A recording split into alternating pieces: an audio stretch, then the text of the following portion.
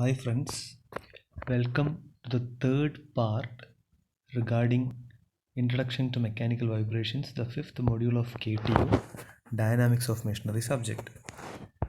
Now, in the previous video, we had covered a few significant topics coming under free vibrations, without damping, undamped free vibrations. We have gone through different methods of writing the equations of motion, then arriving at the natural frequency of vibration of the vibrating system. Now in this video we'll check out different things about a damped system, and while going through the analysis part we'll arrive at different equations of motions or different formulations for the equations of motions of damped free vibrations. Let us look into the figure drawn there. You will see a mass M attached to a roof via a spring with spring constant K and a damper with damping constant C. Now, due to the weight of the mass will be displaced a little bit, and let the displacement be shown as x, which is a function of time t. If we consider the free body diagram here, see, due to the movement of the mass, there will be an inertia force which can be written as m into a. Now, in place of a, we will denote it using x double dot, where x is the displacement and x double dot is the second derivative of the displacement, which is nothing but acceleration. So the inertia force will be mx double dot, which will be acting upwards. As a damper is fixed to the system, there will be a damping force F, which will be proportional to the velocity x dot. X is the displacement and x dot is the first derivative, which is equal to velocity. So the damping force F can be equated to C into x dot, where C is called the damping constant. The damping force also will be acting upwards. Now, as it contains a spring also with spring constant K, the spring force which is developed there will also be acting upwards. Now the spring force is equal to K into X, where K is the stiffness of the spring or the spring constant. Hence, we can write the equations of motion corresponding to the damped system as mx double dot plus cx dot plus kx equal to 0, equating all the forces developed in the system to 0. Now rewriting the equation, we can write x double dot plus c by m x dot plus k by m into x equal to 0. Let it be equation number 1. Now the above mentioned equation is a differential equation of the second order. We have studied in our lower classes the solution of such a second order differential equation can be assumed to be written as x is equal to e raised to alpha t. Now this equation, after numbering it as equation number 2, denotes our general equation for the equation of motion corresponding to what? For the second order differential equation corresponding to what? The displacement of a damped vibration model. Now x is equal to e raised to alpha t. When we differentiate it one time, you will get x dot, which is equal to e raised to alpha t into alpha, and the second derivative will be x double dot, which is equal to e raised to alpha t into alpha square. Now substituting the above values of x dot and x double dot in the equation number 1, which is our general second order differential equation, we will get alpha square e raised to alpha t plus c by m into alpha e raised to alpha t plus k by m into e raised to alpha t. We have replaced x double dot, x dot and x using e alpha t into alpha square, e raised to alpha t into alpha and e raised to alpha t respectively. Rewriting a little bit the same equation, that means here e raised to alpha t is common. Taking it as common and cancelling it out, the remaining portion is alpha square plus c by m into alpha plus k by m equal to 0. Let it be equation number 3. Now the equation number 3 is a quadratic equation in terms of alpha. A general quadratic equation can be written as ax square plus bx plus c equal to 0. That is the general format in which we symbolize a quadratic equation. Now, the root of this equation can be written as x is equal to minus b plus or minus square root of b square minus 4ac by 2a. Now, the equation number 3, as it is a second order quadratic equation based on variable alpha, we can write the solution for that particular equation as alpha is equal to minus c by m plus or minus square root of c by m square minus 4 into 1 into k by m divided by 2 into 1, where the b term which comes with alpha is c by m, and inside the root or the radical you have 4ac term. That means here a, which is the term coming with the first term, which is equal to 1, the term coming with alpha square, there you have a constant 1, and c is the term which is k by m. So finally the solution for equation number 3 is written as alpha is equal to minus c by m plus or minus square root of c by m whole square minus 4 into 1 into k by m divided by 2 into 1. Now we have to slightly simplify the above equation or the above solution, and taking 4 as common and slightly rearranging it inside the radical, we will obtain the rearranged solution alpha is equal to minus c by 2m plus or minus square root of c by 2m whole square minus k by m. You can just write it out, elaborate it, and obtain at the equation number 4, which I have just told you about. Elaborating the same, see, you have a plus or minus sign between the two terms. That means there are two solutions for this equation. One solution number 1 will denote as alpha 1, and the other will be alpha 2. Alpha 1 and alpha 2 are written in the same order. Now let us go back to the equation number 2, where we have assumed the general solution as x is equal to e raised to alpha t. Now, after finally elaborating the solution, we have obtained two solutions for the second order differential equation, which is 1.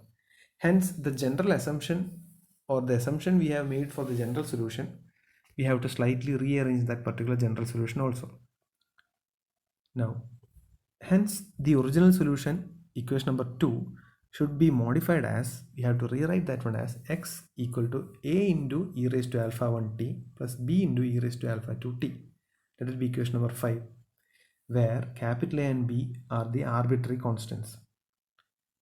Now, using equation number 4, which is the solution term alpha, the equation for alpha, from that particular equation we can arrive at one of the most significant term that you will be coming across in further portions of this vibration subject, and this equation or the term will be required for solving many numerical examples which will be following.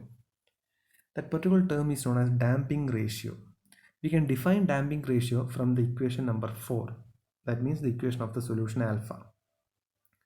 Damping ratio or damping constant is denoted by the symbol zeta. Just look carefully how zeta is written, and zeta can be written as equal to the ratio of the terms that comes inside the radical or the root sign of equation number 4. That is known as, that is the value for which one, zeta or damping factor, which is nothing but square root of c by 2m whole square divided by km. See, c by 2m whole square is a term coming inside the radical of equation number 4. K by m is also the other term which is coming under the radical or root sign of the equation number 4. If you take the ratio of both of them inside the radical sign, you will obtain damping ratio. It is very simple to keep that in mind. So zeta or damping ratio is nothing but square root of c by m to c by 2m whole square divided by k by m. Now rearranging that one, we will obtain zeta is equal to c by 2 into root of km. C by 2 into root of km. Now from the above, we can also write, we can slightly still modify that one. That means rearranging the terms. C can be written as in terms of zeta as c is equal to 2 into zeta square root of km. We know that omega n is nothing but square root of k by m. From that we can write root of k is equal to omega n into root of m. Hence again we can rearrange the equation for c. C is nothing but the damping coefficient or damping. C is equal to 2 into zeta m into omega n. Again root of m can be written as root k by omega n. Now this can be again rearranged as k by omega n square. Hence one more equation can be written for the value c, which is equal to c is equal to 2 into zeta by k by omega n.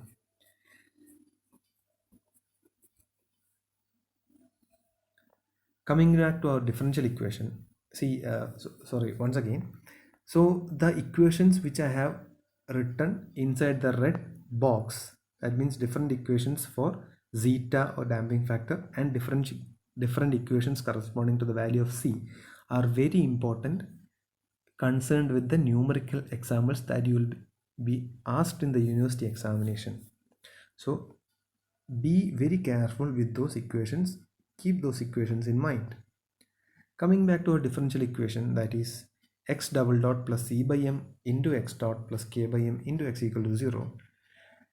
Substituting for the value c by m and k by m, c by m, from the second equation shown in this page, we can write c by m is equal to 2 into zeta omega n. Similarly, k by m is nothing but part square, omega n is equal to root of k by m, that means k by m should be equal to omega n square. Hence substituting for the values of c by m and k by m in that equation, we will get x double dot plus 2 into zeta omega n into x dot plus omega n square plus x. Now this one is the modified equation of second order for displacement of a damped free vibrating body. When we obtained, now here we obtained the solutions previously as alpha 1 2, that means alpha 1 and alpha 2 as minus c by 2m plus or minus square root of c by 2m square minus k by m. This can be rewritten as c by 2m and k by m. We can substitute for those terms and we can rewrite alpha 1 2 as minus 2 into zeta omega n by 2 plus or minus square root of 2 into zeta omega n by 2 whole square minus omega n square. From that, cancelling out the common terms, we finally obtain alpha 1 2 is equal to minus zeta omega n plus or minus square root of zeta square into omega n square minus omega n square. Taking omega n out of the radical and again taking it common from the first and second terms, finally we can arrive at the equation for alpha 1 and 2 as the equation in the red box shown here. Alpha 1 and 2 is equal to, inside the brackets, minus zeta plus or minus square root of zeta square minus 1 into omega n. Now this is another modified equation or a general equation for the solution for this particular equation of displacement of a damped free vibrating body. Now when we talk about damped free vibrations, the vibrating body is supplied or subjected to a damper. Now with respect, we have already defined a damping factor value also. With respect to the damping factor value, we come across 3 cases of damped vibrations. The first one is when the value of zeta or damping factor is greater than 1, we arrive at over damped vibrations. When the value of zeta is less than 1, then we have under damped vibrations. Now when the value of zeta is equal to 1, we have critically damped vibrations. These 3 cases are very important related to damped free vibrations. These questions can be asked individually or the total derivation can also be asked. So pay close attention to what we are going to take further. Again, we have the general differential equation as x double dot plus 2 into zeta omega n x dot plus omega n square into x equal to 0. And the general solution as alpha 1 2 is equal to minus zeta plus or minus square root of zeta square minus 1 whole multiplied by omega n. Let us check into the first case of overdamped vibrations now. Overdamped vibrations, which is the case 1. and here the value of zeta should be greater than 1. Look into the solution equation alpha 1 2, which is equal to minus zeta plus or minus square root of zeta square minus 1 whole multiplied with omega n. See, we have zeta here inside the radical or the root sign. Now we are taking the value of zeta always greater than 1. Hence the value inside the radical, that means square root of zeta square minus 1, as zeta is always greater than 1, this value, that means the value inside the radical or the root sign, becomes greater than 1 or will remain always as positive. Now when such a thing occurs, or when this particular value inside the radical becomes always positive, the total roots that we obtain are always real roots. Hence, the equation for alpha 1 and alpha 2 can be written as directly as minus zeta plus square root of zeta square minus 1 whole multiplied by omega n, and alpha 2 as minus zeta minus square root of zeta square minus 1 whole multiplied by omega n. Substituting these values in the general equation for the solution, which is x is equal to a into e raised to alpha 1 t plus b e raised to alpha 2 t, which we have written previously also. Now we are substituting the real roots for this general solution equation. That means in place of alpha 1 we have to substitute the first value, and in place of alpha 2 we have to substitute the next value. We obtain x is equal to a into e raised to minus zeta plus square root of zeta square minus 1 multiplied by omega n into t plus b into e raised to minus zeta minus square root of zeta square minus 1 multiplied by omega n into t. Now this is the solution for differential equation for an overdamped vibrating body. This is the equation. See, we have made a slight modification because for the damped vibration condition, now we have arrived at 3 cases, and the first case was overdamped vibration, which we are discussing now. Now the equation that I have written within the red box is known as the differential equation for overdamped vibration. When we look into the above equation carefully, we don't come across any term with sine or cos, or no trigonometric functions are available within the equation. This suggests that this particular displacement is not a periodic motion. See, if we have sine or cos term, we will obtain, if we plot a curve, we will obtain either a sinusoidal curve or a cosine curve. Now, as those trigonometric terms are not available in the equation, we can definitely say that this is not a periodic motion. A non-periodic motion is also known as aperiodic motion. Aperiodic, the term is known as aperiodic. Now, if the motion is a non-periodic motion, that means the vibrations or the displacements which is occurring within that vibrating body cannot continue to exist. At one point or the other, it should finally cease. Cease means stop. That means the magnitude of the resultant displacement, which is x, always approaches the zero value. Hence, when zeta is greater than 1, that means damping factor value is always greater than 1, we obtain a non-periodic motion, and the vibration will always discontinue or become zero. Let us come to the second case, which is case of underdamped vibrations. When the damping factor value becomes less than 1, we arrive at underdamped conditions. This is a bit tricky one. You have to pay a little more attention here. See, we have the general differential equation as x double dot plus 2 zeta omega n into x dot plus omega n square into x equal to 0. The solution for which is alpha 1 and alpha 2 is equal to, inside the brackets, minus zeta plus or minus square root of zeta square minus 1 into omega n. Now, when the value of zeta is less than 1, then the value inside that particular radical sign or root sign becomes an imaginary value. See the example written in the red ink. See, root of 4 we can write as 2, but if it is asked to write the root of minus 4, we have to convert that one as I into root of 4, which is equal to I into 2. Now, when we take the root of a negative numerical, that particular root becomes an imaginary root. Hence, the square root of zeta square minus 1 here should be written as I into square root of zeta square minus 1 as it is an imaginary rule. Hence alpha 1 2 should be written as minus zeta plus or minus I into square root of zeta square minus 1 into omega n.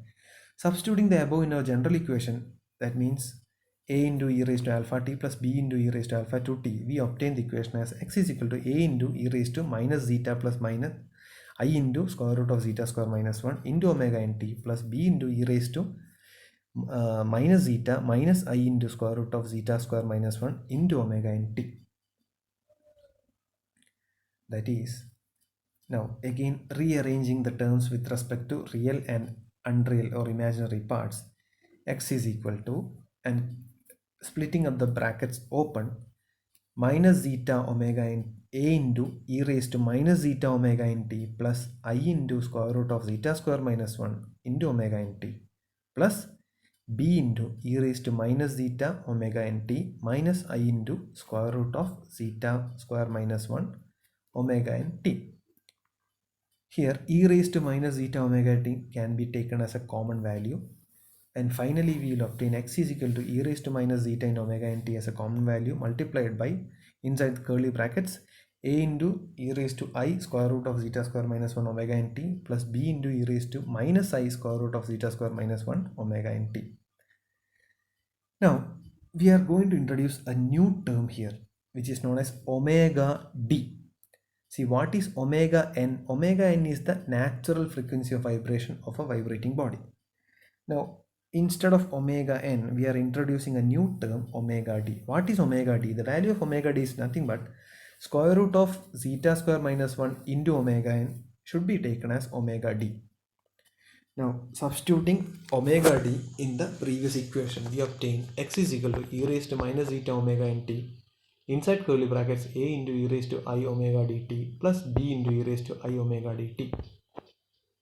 In lower classes, we have learned that e raised to I theta can be written as cos theta plus I sin theta. E raised to minus I theta should be written as cos theta minus I sin theta.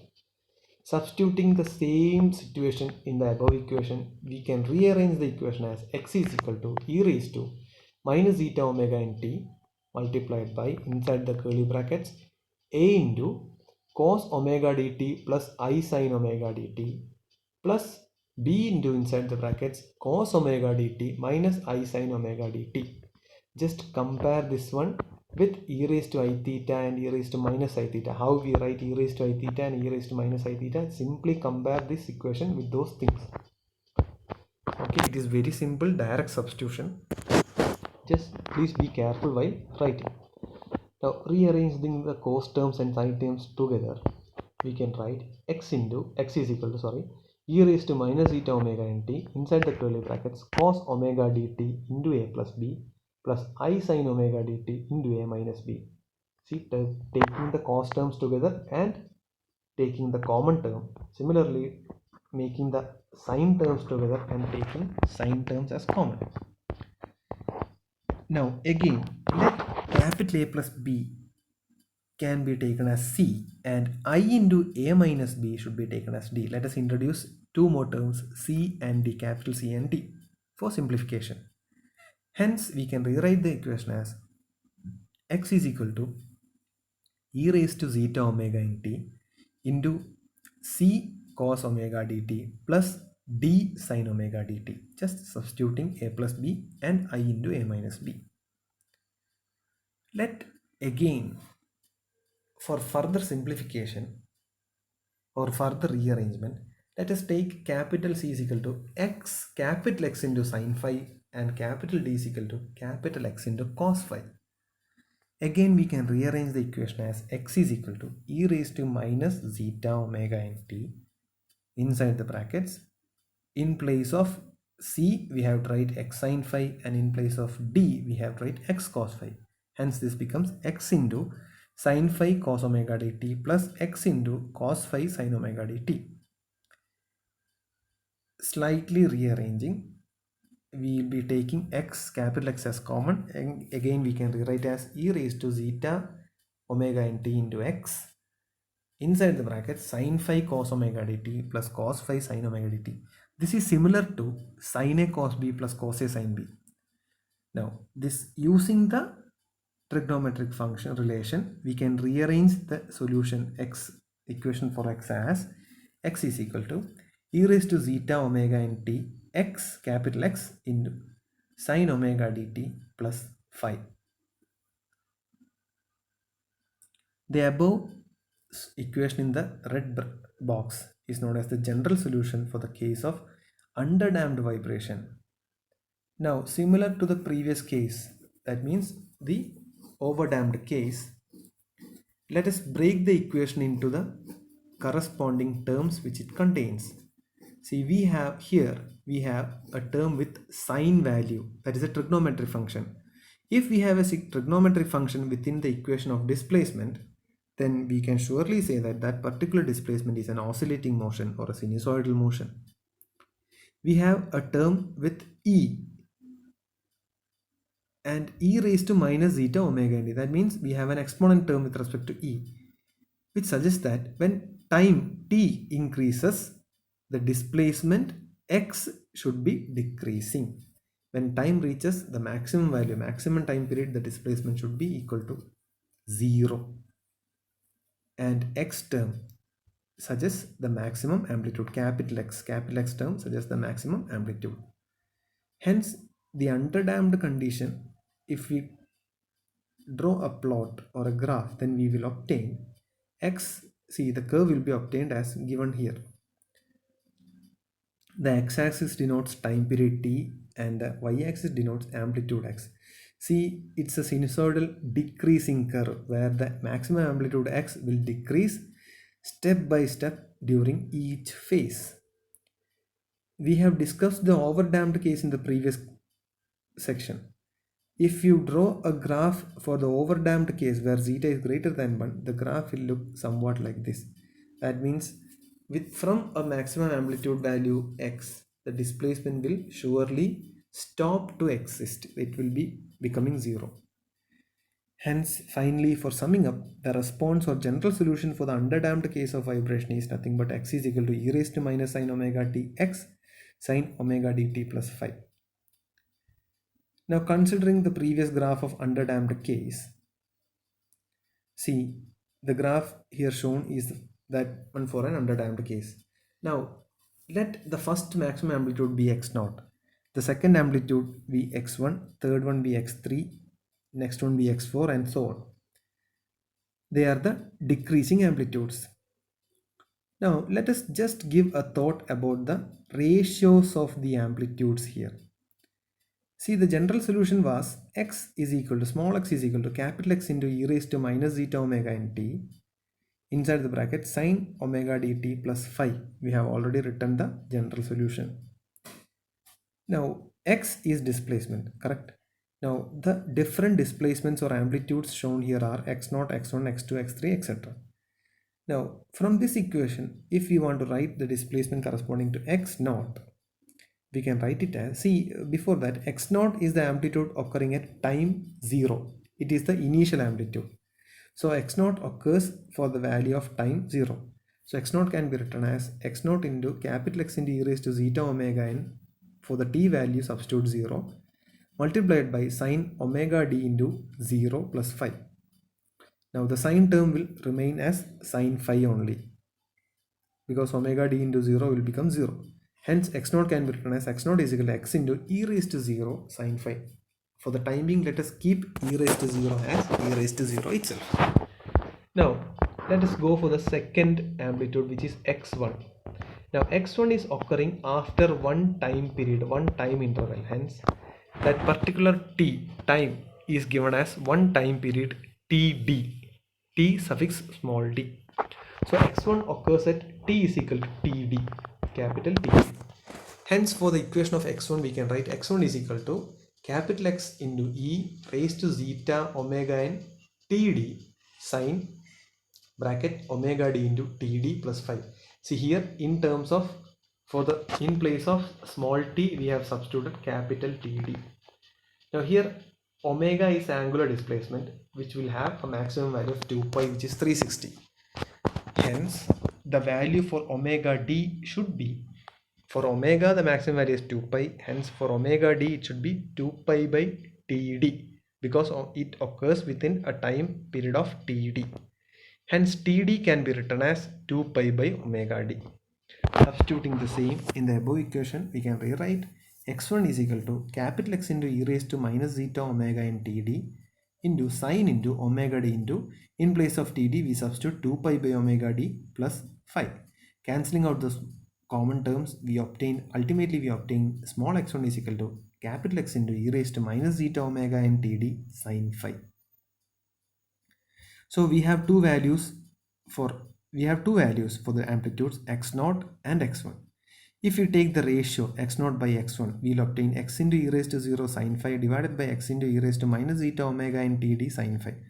Cancelling out the common terms and rearranging the equation, we obtain x0 by x1 is equal to e raised to zeta omega in Td. Let it be equation number 1. See, while cancelling out the common terms and all, please be careful. Now let us find out the value of x2 from the graph. See, x2 is the next decreasing amplitude. Now if x1 occurs at time interval of Td, x2 should be occurring at 2 Td. See, for x2 the time t, small t, is equal to 2 into Td. Hence substituting the values of x2 is equal to x into capital X into e raised to zeta minus zeta omega in 2d sine into bracket omega d into 2d plus 5. Simply rearranging and cancelling out the terms, we'll get the second set of equation. We'll get the third set of equation, that is capital X into e raised to minus zeta omega in 2 Td sine bracket 4 pi plus 5. Again, this can be written as capital X into e raised to minus zeta omega in 2d sine phi. See, because sine 4 pi plus 5 is nothing but sine n pi plus 5. See, if we have sine n pi plus 5, it is nothing but equal to sine phi itself. Hence, after obtaining x2, look into the value of x1. We can again write the next ratio as x1 by x2, ratio of amplitudes, which is equal to, in the numerator term substitute the value of x1, in the denominator substitute the value of x2. After that, cancelling out the common terms, we will obtain x1 by x2 is equal to e raised to zeta omega and Td. Now this was the same value that we have obtained for the ratio of x0 by x1. So equations 1 and 2 suggest that we have same values for each ratio of amplitude. Hence, by this condition we can summarize the total ratios of amplitudes as x0 by x1 should be equal to x1 by x2 should be equal to x2 by x3, etc, etc, etc, equal to, for a generalized condition, that it be xn divided by xn plus 1. This is equal to e raised to zeta omega in Td, a constant value. Now, when we take the natural log of the above values, that means natural log for the left hand side and right hand side of the equation, we can write ln into xn by xn plus 1 is equal to ln into e raised to zeta omega in Td. Now this natural logarithmic term ln divided by xn plus 1 is known as logarithmic decrement, which is denoted by symbol delta. See, logarithmic decrement. What is logarithmic decrement? The successive natural log of the successive ratio of amplitudes of an underdamped condition. Now we have ln e raised to x is equal to x. We already know that natural log of e raised to x should be equal to x. Hence, we can rewrite the equation for logarithmic decrement as ln of xn by xn plus 1 is equal to zeta omega in Td. Now we have known omega d is equal to 2 pi by 2d. Now Td is equal to 2 pi by omega d. Hence, rewriting the natural logarithmic equation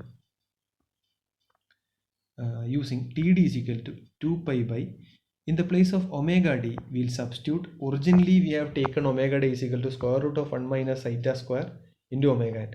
We will substitute the previous same value for omega d. That means Td should be equal to 2 pi by square root of 1 minus zeta square multiplied by omega n.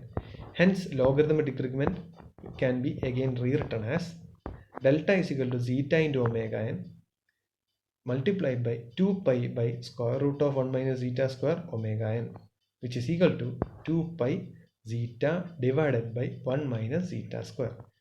Finally, the value of logarithmic decrement is nothing but delta is equal to 2 pi zeta divided by square root of 1 minus zeta square. This is the term for logarithmic decrement. In the numerical examples which will follow after the damped free vibrations case, you will be definitely asked to find out values of logarithmic decrement also. So this term is also very important. Let us arrive at the third and final case for a damped free vibrating body. It is critically damped vibration where zeta is equal to 1. General equation for solution we have x is equal to a into e raised to alpha 1 t plus b into e raised to alpha 2 t. Here alpha 1 and 2 is equal to inside brackets minus zeta plus or minus square root of zeta square minus 1 into omega n. Now the radical term contains zeta value. Here we are taking zeta value equal to 1. Hence when we substitute zeta is equal to 1, alpha 1 and 2 will become minus 1 plus or minus square root of 1 square minus 1 into omega n. That means alpha 1 and 2 we will obtain as minus omega n.